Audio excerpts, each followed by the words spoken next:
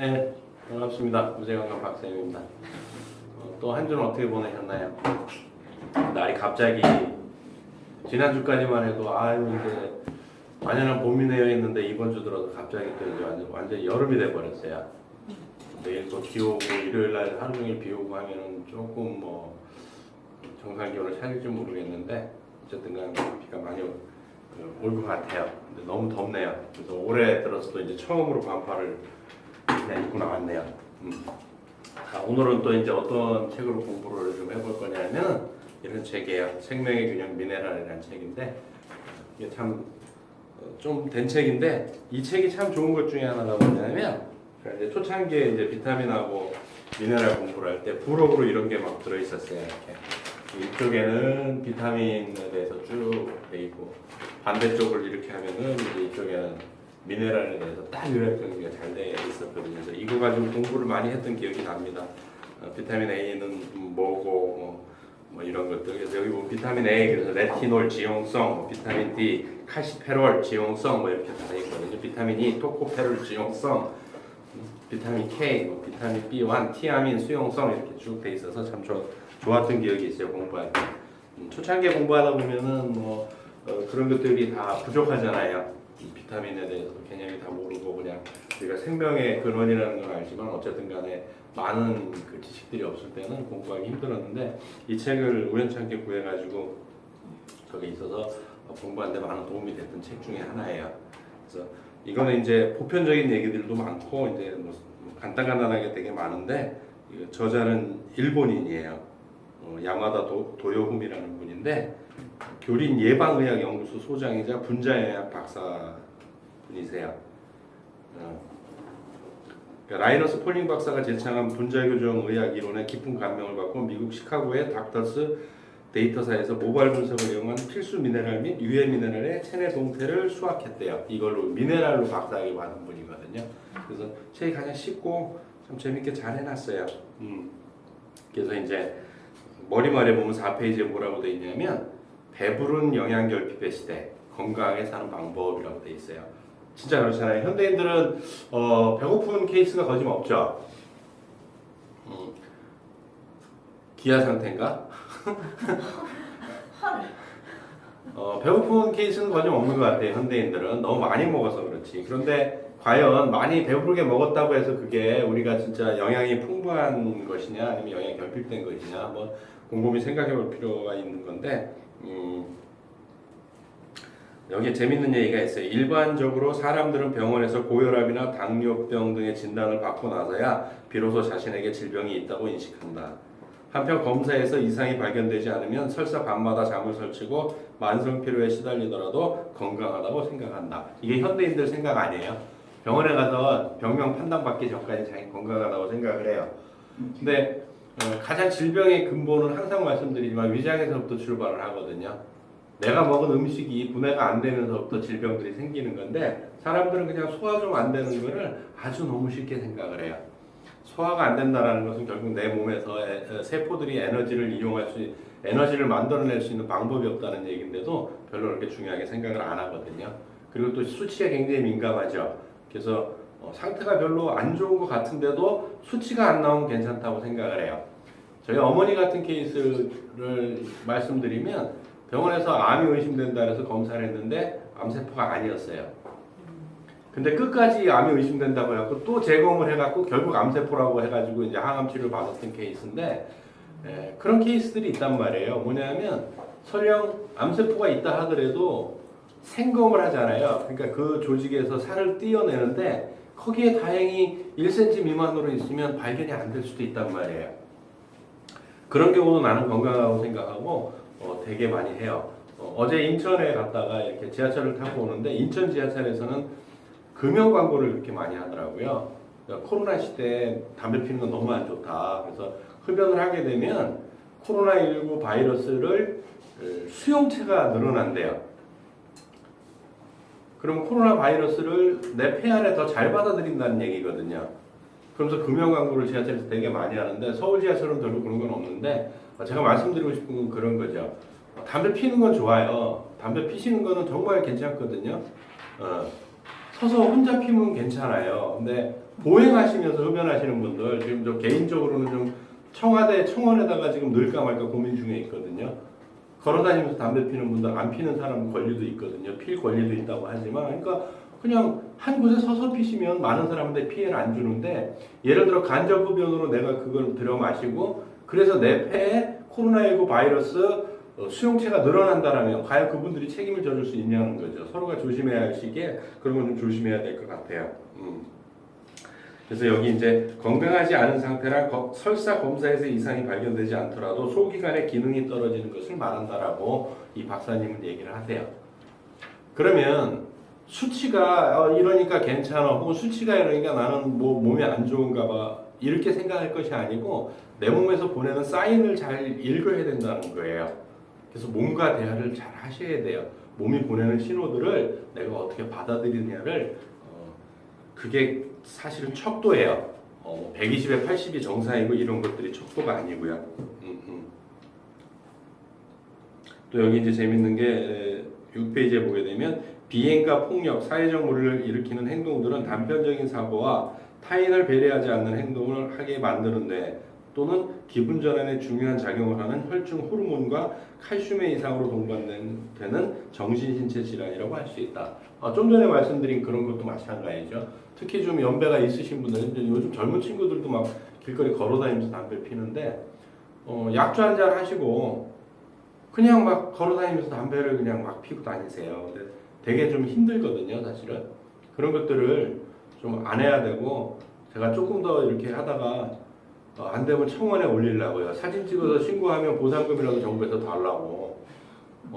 그냥 골목길에 서서 피세요. 한 갑을 다 서서 피든 뭐 두 갑을 피든 상관 안 하겠는데 해가 좀 그렇더라고요.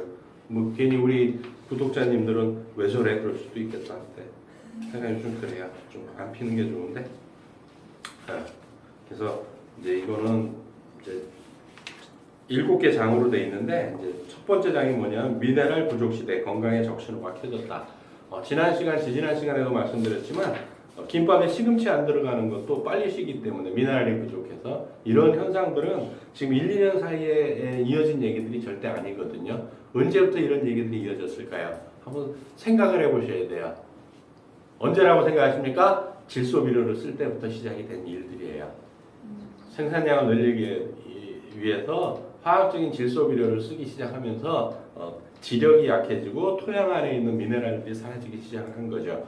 그러면서 화석연료를 떼기 시작하면서 산성비가 와서 토양이 더 적박하게 되는 상황들이 지금 악순환의 반복이에요. 근데 여러 가지 문제가 있지만 제가 이렇게 말씀드린다고 그러면 탄소를 많이 배출해야 되겠다라고 그런 각도에서 말씀드리는 게 아니고 탄소 배출은 자제를 하는 건 정상이긴 하지만 중요한 것은 뭐냐면 탄소 때문에 지금 이 환경 오염이 되는 건 아니에요. 실질적으로 이건 과학자들도 다 알고 있는 거거든요. 지금보다 탄소가 6%가 더 많았던 시절에 그때는 북극에 얼음이 없었어도 북극곰은 살고 있었고요. 죽지 않거든요. 그렇다고 무분별하게 쓰자는 뜻은 아니지만 탄소가 다 이 모든 걸 지금 만든 건 아니고요. 사실은 더 지금 환경 오염을 일으키는 것들이 소의 트림에서 나오는 메탄가스, 그 다음에 똥 오줌에서 나오는 그런 메탄가스나 암모니아 가스가 더 환경 오염을 일으키고 있다는 사실을 아셔야 됩니다. 그래서 최근에 나온 책 중에 저도 아직 안 읽어봤는데 그 예전에 미국 부통령 엘고어가 불편한 진실이라는 책을 썼었죠. 그래서 이제 탄소 때문에 환경이 무너진다라고 했지만 최근에 나온 책 중에 그 서평만 읽어봤는데 서문만 읽어봤는데 불편한 사실이라는 책이 있더라고요. 그건 과학자들이 쓴 책인데 그 역사적으로 탄소가 지금보다 훨씬 더 높았던 시절에 그럼 탄소가 지금 확 줄여버리면 어떤 문제가 생기는지 아세요? 식물이 자라질 못해요. 식물은 탄소로 광합성을 해야 되기 때문에 적당한 양의 탄소는 필요하단 말이에요. 지나치게 많으면 문제를 일으키지만 지금은 사실은 탄소보다 더 문제를 일으키는 건 메탄 쪽이란 말이에요. 암모니아하고. 그러니까 우리가 육류를 자제해야 되는 이유 중에 하나고 소고기를 먹기 위해서 1kg의 소고기를 얻기 위해서 뭐 거짐 몇십 배, 몇백 배에 되는 곡물을 소들한테 먹일 이유가 전혀 없는 상황이거든요. 그런 것들이 환경오염을 또 일으키는 거죠. 그러다 보니까 산성비는 계속 가중화되는 거고 그러다 보니까 토양은 척박해지고 그러니까 미네랄이 없는 거죠. 그래서 21페이지에 항상 나오는 얘기지만 우리가 먹는 것이 우리가 된다. 이거 미국 속담이거든요. 이런 말이 있다. 이 말은 우리가 생명을 받은 날부터 먹은 음식의 성분이 우리 몸을 만든다는 의미다. 이 얘기예요. 지금까지 제가 이제 1년이 다 돼가니까 동영상도 이제 원래대로 한 달에 50개가 원래는 안 돼야 되는데 40 몇 개 정도 되는데 이게 쪼개지다 보니까 이제 50개는 넘어갔는데 1년이 되면 일주일에 한 번씩 했으니까 52개의 동영상이 올라갈 거예요. 다음 달이면 이제 만 1년이 되는데 유튜브 개설한지 계속 말씀하시지만 무엇을 먹느냐가 내 몸을 결정한다라는 거예요. 미네랄이 없는 음식을 먹게 되면 우리가 건강할 수가 없는 거죠. 여기 또 재밌는 얘기가 있는 건데 뭐냐면 건강한 사람의 손은 혈색이 좋고 따뜻하며 손톱도 분홍빛이다. 그러나 편식이나 부실한 식사를 하는 사람의 손은 창백하고 차며 손가락 끝에 피부가 일어나거나 손톱이 울퉁불퉁하다. 손톱만 봐도 사실은 알거든요. 손톱에 여기 끝에 보면 반달 모양 있죠. 이것도 건강에 되게 척도란 말이에요. 건강한 사람이 이 반달이 정확하게 있어요. 근데 건강하지 않은 사람들은 그 반달이 없거든요.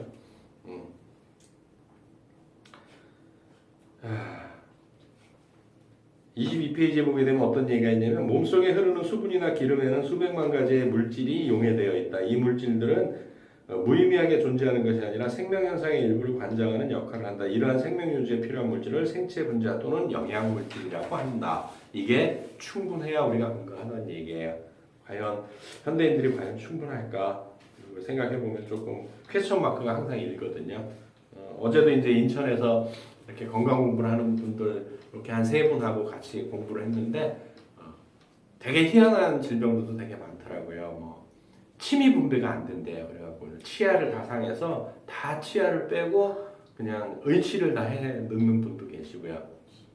근데 굉장히 잘 사신대요. 부자로 잘 사시는데 사실은 침이 안 나오면 뭐가 분해가 안 되냐면 탄수화물이 분해가 안 되거든요. 그럼 에너지원으로 쓸 수 있는 게 거침없어요. 그러면 이제 케톤식으로 가야 되는데 지방을 많이 먹어야 돼요. 사실은 침은 아밀라제가 하는 역할은 아밀라제라는 효소가 하는 역할은 복합 탄수화물을 포도당으로 분해시켜주는 일인데 이게 안 되는 거예요. 침이 분비가 안 되면.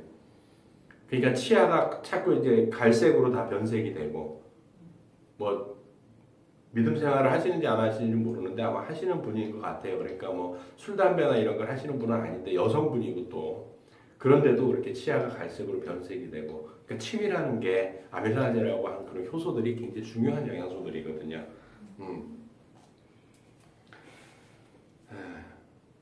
자, 여기도 또 재밌는 얘기가 있어요. 세포 내에서 화학 반응을 하려면 점화시킬 성냥이 필요한데 그 역할을 하는 것이 효소다. 성냥의 역할을 하는 게 효소라는 거예요. 잘 태워줄 수 있는 게. 효소는 세포 내에서 합성되는데 대부분 단백질로 되어 있고 비타민과 미네랄이 함께 결합되어 있다. 효소라고 해서 별도의 독립적으로 움직일 수 있는 게 아니란 말이에요. 물론 효소 자체가 움직일 수도 있지만 거기는 반드시 비타민과 미네랄이 결합돼서 같이 움직여줘야 된다는 얘기예요. 근데 미네랄이 없는 게 문제죠. 지금 우리 현실적으로. 이제 미네랄의 정의에 대해서 이제 슬슬 나오기 시작을 하는데 33페이지에 뭐라고 되어 있냐면 우리 몸을 구성하는 영양소에는 탄수화물, 단백질, 지방, 비타민, 미네랄 등이 있다. 그중 비타민은 체내에서 합성되지 않아 반드시 식품을 통해 섭취해야 하는 필수 영양소다.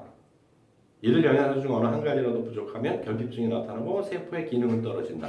일단 비타민에 대한 얘기가 나왔어요. 근데 지난 시간에도 말씀드렸지만 어땠어요? 얘가 비타민이 활동할 수 있게 하는 밑거름이 뭐라고요? 미네랄이란 말이야. 미네랄이 없으면 비타민이 힘을 못 쓰는 거예요. 근데 되게 재밌는 게 미네랄이 없다라는 게 문제죠. 그래서 이제 여기도 똑같은 나와요. 다른 책이지만 연구 결과가 똑같다라는 거거든요. 비타민도 미네랄 없이는 작용할 수 없다라는 챕터로 딱 나온단 말이에요. 우리가 비타민을 아무리 많이 먹어도 미네랄이 없으면 그걸 활용할 수 있는 방법이 없는 거예요. 그래서 원래 미네랄은 우주의 구성 요소인 원소다. 우리 인체의 원소를 조사해보면 산소, 탄소, 수소, 질소 4가지가 전체의 96%를 차지한다.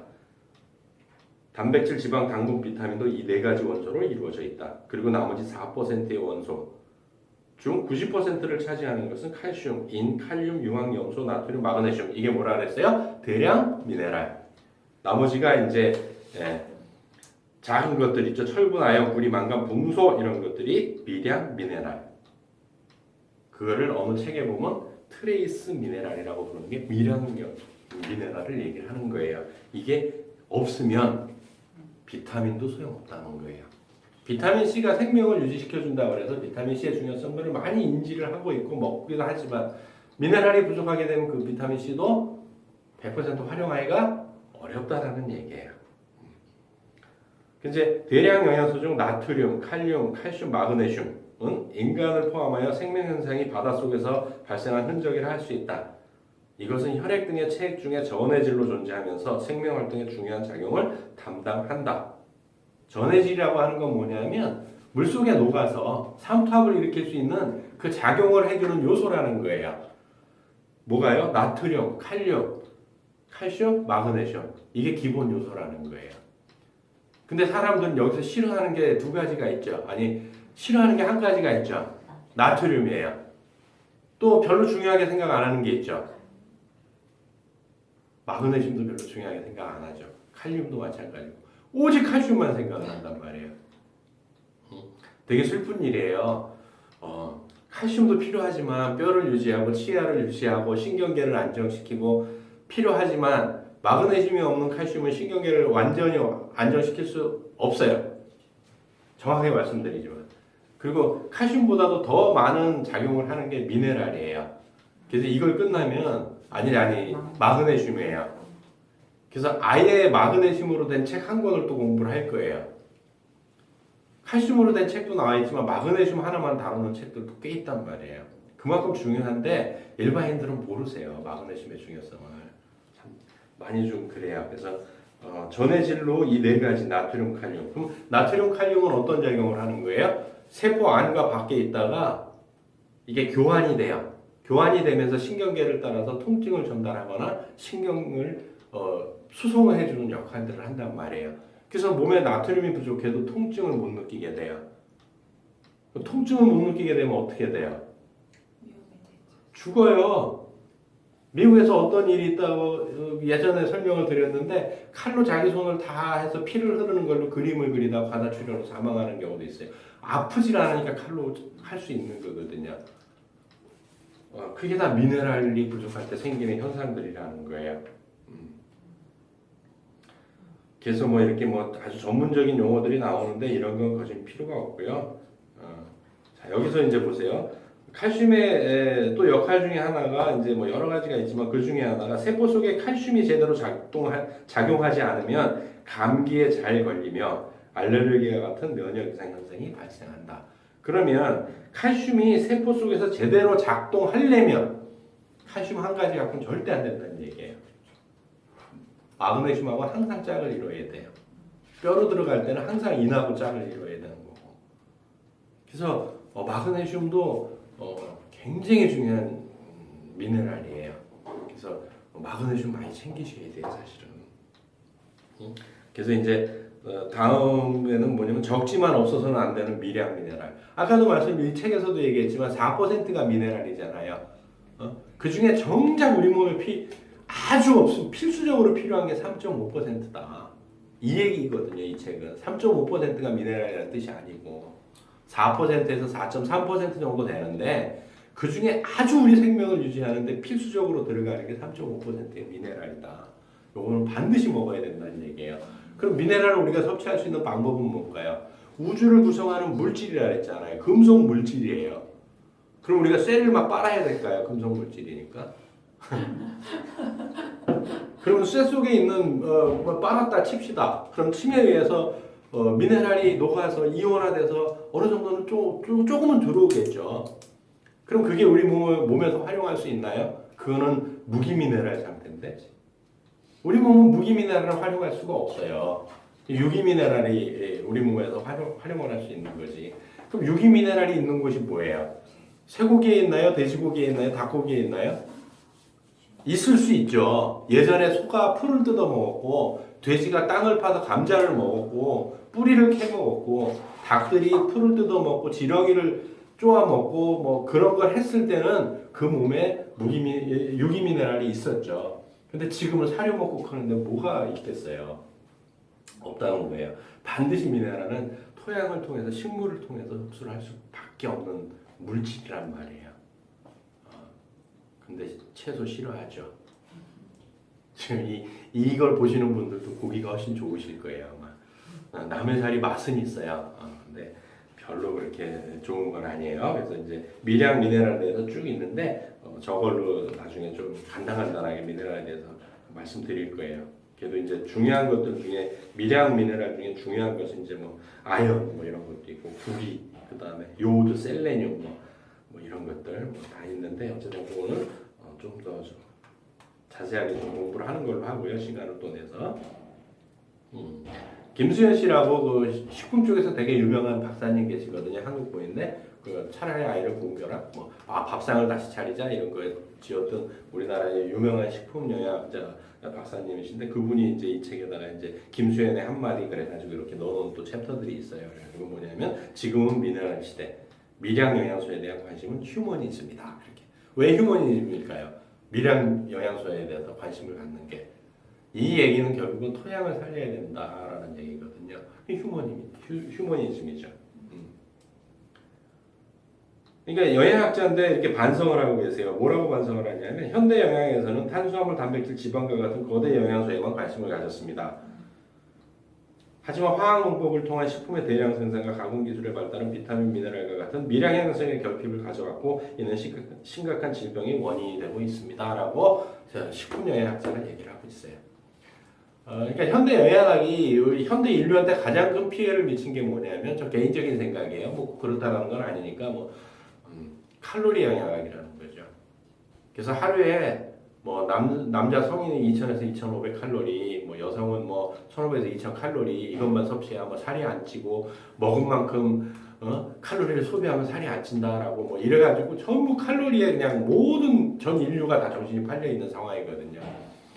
몸은 절대 그렇게 돌아가지 않거든요. 그 천문학적인 돈을 쓰고 DNA 사슬 구조를 밝혀냈지만 결국 암을 정복했냐는 거죠.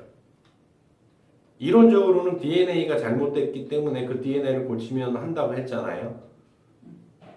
그래서 위스퍼까지 또 개발했잖아요. 유전자 가위. 그래서 그 부분을 잘라내고 건강한 DNA를 합성을 시키게 되면 병도 안 생길 거라고 했지만 현대의학에서 과학에서 뭐라고 했습니까? 유전체, DNA 분석은 실패했다라고 공식 선언을 했거든요. 인체는 절대 그렇게 돌아가는 그것이 아니라니까요. 우리가 무엇을 먹느냐가 가장 중요한 겁니다. 또 현대 영양이 가지는 또 다른 문제 중에 하나는 인체를 살아있는 생명의 시스템으로 보지 않고 있다는 사실입니다. 영양물질을 이용하는 우리 몸의 생명활동은 역동적이고 유기적이기 때문에 분석적 지식이나 실험적 추론에 근거해서는 생명 자체를 이해할 수 없습니다. 딱 나와 있잖아요. 이론처럼 되는 게 아니에요. 근데 모든 건 어떻게 돼요? 실험실에 이게 실험실의 그 배양 접시에서 다 시작되는 거죠. 생명은 그렇게 돌아가지 않습니다. 절대로. 그래서 미네랄을 많이 챙겨 드셔야 돼요. 그래서 2장에 보시게 되면 이제 제목이 뭐냐면 우리 몸은 비타민과 미네랄을 원한다. 근데 진짜 우리 몸은 원하는데 우리 입은 뭘 원해요? 설탕과 밀가루를 원하죠.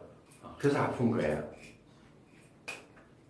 그래서 52페이지 제목이 뭐냐면 비타민과 미네랄이 풍부한 식단으로 바꾸라라고 되어 있어요. 바꾸셔야 돼요. 또 되게 재밌는 게 돌연사의 가장 큰 원인 마그네슘 부족. 심장마비가 일어나는 이유가 마그네슘이라는 얘기예요. 제가 예전 강의에서도 계속 말씀드렸지만 우리 근육을 필 때에는 마그네슘을 주로 사용을 하는데 심장 근육이 안 펴져서 죽는 게 심장마비라고 말씀드렸잖아요. 마그네슘이 부족하니까 심장이 펴져야 되는데 안 펴지는 거예요. 그러니까 심장이 쓰는 거죠. 그게 돌연사예요. 돌연사 별거 없다고요. 닥터 월렉이 우리가 미네랄 공부 시작하는 처음에 닥터 월렉이 뭐라 그랬어요? 그 유명한 농구 선수를 100만 달러씩 10명의 의사를 주고 했는데 결국은 10센트만큼의 미네랄만 먹였으면 셀레늄만 먹였으면 충분히 살 수 있는 일이라고 얘기했잖아요.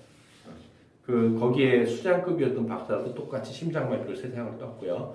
셀레늄하고 마그네슘을 챙겨 먹었으면 괜찮은데 그래서 마그네슘에 대해서 나오는데 뭐 너무 자세히는 안 할 거예요. 어차피 마그네슘 따로 해드릴 거니까. 56페이지 보면 뭐라고 되어 있냐면 떨림이나 허탈감, 이유 모를 우울함, 격려는 마그네슘이 부족하다는 신호다. 그것을 알아차리지 못하고 계속 마그네슘이 부족한 채로 지내면 돌연사 같은 돌이킬 수 없는 사태가 벌어지고 만다. 자다가 다리에 허벅지에 쥐 많이 나죠. 마그네슘 부족이에요. 혈액 순환의 문제도 있지만 마그네슘 부족한 거예요. 눈 밑에 덜덜덜 떨리면 마그네슘 딱 연결시키죠. 일반인들도 다 시킨단 말이에요. 근데 나머지 근육 경련이 오는 거, 쥐가 나는 거 마그네슘하고 연결 못 시키거든요. 마그네슘하고 연결시키셔야 돼요. 자, 여기도 되게 재밌는 얘기가 있는데 칼슘이 결핍된 상태에서 인산염이 많은 식사를 하면 뼈에서 칼슘이 빠져나와 활성산소의 손상을 받은 동맥에 침착되어 경화가 진행이 된다. 결국은 인산염이 많이 포함되어 있다는 건 인산이 많이 포함되어 있다는 거예요. 어디에 가장 많이 포함되어 있을까요? 설탕에 많이 포함이 되어 있죠. 그걸 많이 먹게 되면 결국 동맥경화가 온다는 얘기예요. 거기에 콜레스테롤이 축적되면 동맥의 벽이 두꺼워지고 흡사 호수 안쪽에 불순물이 찬 것 같은 상태가 된다. 그렇게 되니까 어떻게 돼요? 영양분이 충분히 심장에 전달되지 않고 심장 통증을 느끼게 되고 왼쪽 팔이 저리고 호흡이 가빠지는 현상들이 오는 거죠. 협심증이 온다는 얘기예요. 이걸 쭉 이렇게 풀어 쓴 것 뿐이에요. 협심증이 온다 이 얘기예요. 슬프죠? 그러니까 칼슘 미네랄, 이 미네랄 네 가지는 어쨌든 간에 충분히 챙겨야 되고요. 이분 같은 경우가 57페이지에 딱 박아놨어요. 돌연사의 가장 큰 원인은 마그네슘 부족이다. 그런데 현대 병원에 가게 되면 돌연사의 원인은 없다, 모른다라고 하고 계세요. 슬픈 얘기죠. 자, 보세요. 마그네슘이 왜 중요하냐면 60페이지에 뭐라고 되어 있냐면 마그네슘은 세포 내에서 무려 300개 이상의 효소의 활성에 관여한대요. 300개. 간에서 500개의 효소를 만들어내거든요. 장에서 3000가지의 효소를 만들어내고요. 그 중에 300개 효소를 활성화시키는데 마그네슘이 관여해줘요. 미네랄 중에 효소의 활성화에 가장 많이 관여하는 미네랄이 마그네슘이에요. 또 세포 안팎의 칼슘이나 나트륨, 칼륨의 일정한 비율로 조절하는 작용, 이것도 관장하는 미네랄이 마그네슘이에요. 그러니까 마그네슘이 부족하면 통증도 덜 느낀다는 얘기예요.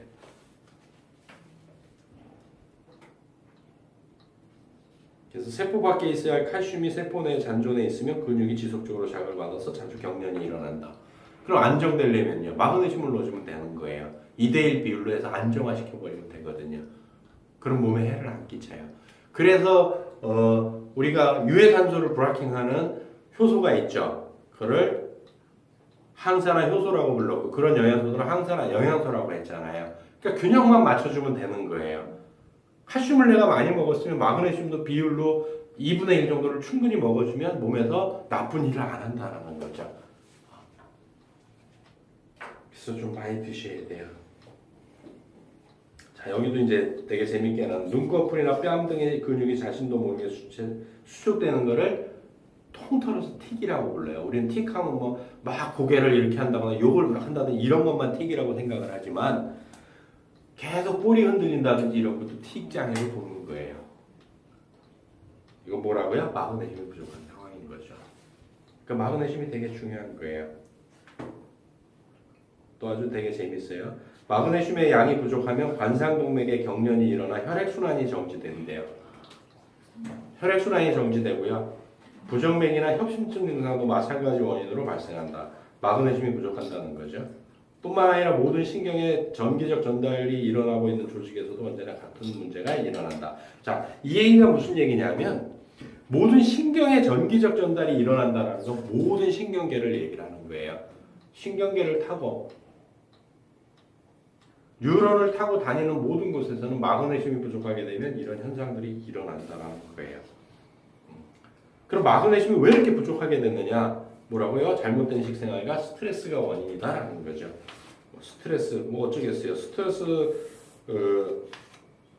없게 사는 방법을 알려 드릴까요? 방법이 있어요. 스트레스 없이 하는 방법이. 지금도 숨을 쉬지 마세요. 영원히. 그러면 스트레스 없어요. 진짜로.